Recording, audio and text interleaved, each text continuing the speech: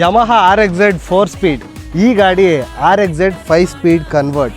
RXZ 5 speed ಹಿಡಿಯಕ್ಕಾಗಲ್ಲ, ಭಯ ಆಗುತ್ತೆ ಹೋಗ್ತಾ ಇದ್ರೆ ಗಾಡಿ. ಆಲ್ ವೈಟ್ ಬ್ಯೂಟಿ ಗುರು.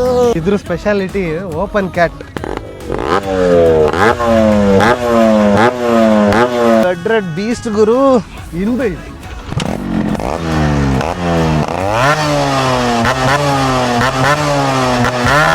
ನಮ್ಮ ಯಮಹಾ ರೇಸಿಂಗ್ ಬ್ಲೂ ಚೇಂಬರ್.